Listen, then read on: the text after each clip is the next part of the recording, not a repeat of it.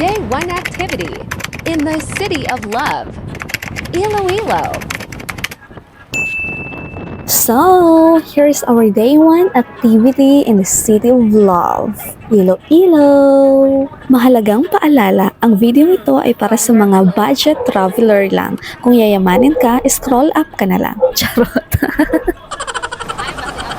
So, my first impression here is that public transport is kinda tricky kasi ang layo ng airport talaga sa city proper, like almost 35 minutes away.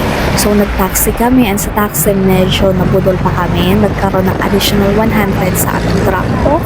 And from Santa Barbara, nag-jeep na kami papuntang city proper. Then, madadaanan rin ang SM City papuntang city proper. And from Santa Barbara to city proper, it's only 40 pesos each ang pamasahe. Dalawa kami, so total of 80. So yeah, nag-go hotel lang kami. Tired much.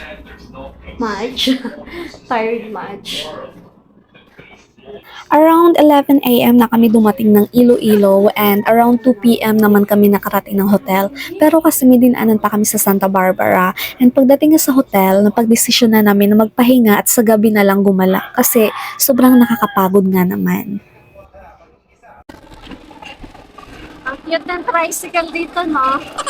Ang cute ko ng tricycle niya dito sa Iloilo. Saan kayo pupunta sa Karas, mama? May babalik siya? Ano, mag-beach kayo? Hindi kami nag-beach. Baka ano lang, land tour.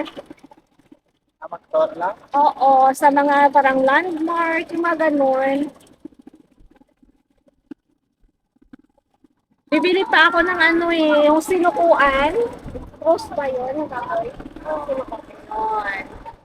Kasi bibigyan raw nun, nagiging pag nabigyan ka raw nun, mapalad ka raw sa mga.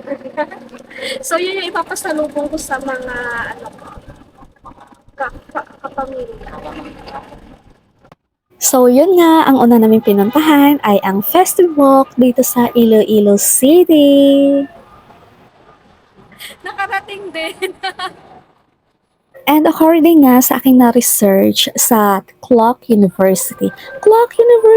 Charot. So yeah, maganda nga raw talaga dito sa Festive Walk. At isa pa, dito rin matatagpuan ng Korean Town. So dito na rin kami nag-dinner ng aking kapatid sa Korean Town. May mga choices naman and hindi naman ganun ka-expensive. At syempre, dito rin matatagpuan ang Iloilo Museum of Contemporary Art. Located rin dito ang Brandy Museum. Sayang kasi nung dumating kami dito ay closed na. Around 8 p.m. na to. So hindi ko na napasok para sana makapag-chika pa ako sa inyo. Kasi dito yata matatagpuan ng oldest brandy in the Philippines. After here, nag-walking na lang kami papuntang SM City. Though medyo may kalayuan, pero pag akong kasama nyo, talagang mapapalaban kayo sa paglalakad. Tumambay muna nga kami dito sa overpass and hindi na kami pumasok ng SM kasi nga pagod na kami and magpapahangin na lang kami here. And syempre, yung kapatid ko, mind you guys, walang overpass here sa Palawan. Kaya na-enjoy niya talaga to. Na-enjoy niya yung hangin, yung tanawin habang nandito kami. Sabi niya nga, para raw nasa movie, like yung action movie, yung may, parang may naghahabulan na cars while may nasa overpass, something gano'n. At syempre, hindi mawawala ang pagtatrack ng expenses. Nakatrack ang expenses namin from day 1 until the last day. Yan, magsusulat na naman siya.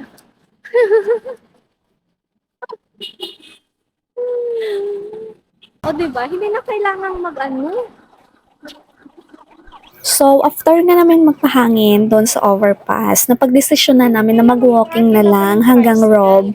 So, imagine, sa mga taga-Iloilo dyan, alam nyo kung gaano kalapit ang SM to Rob. But yeah, malakas naman ang aming endurance. So, na-enjoy naman namin kahit around 10 p.m. na kami nakarating.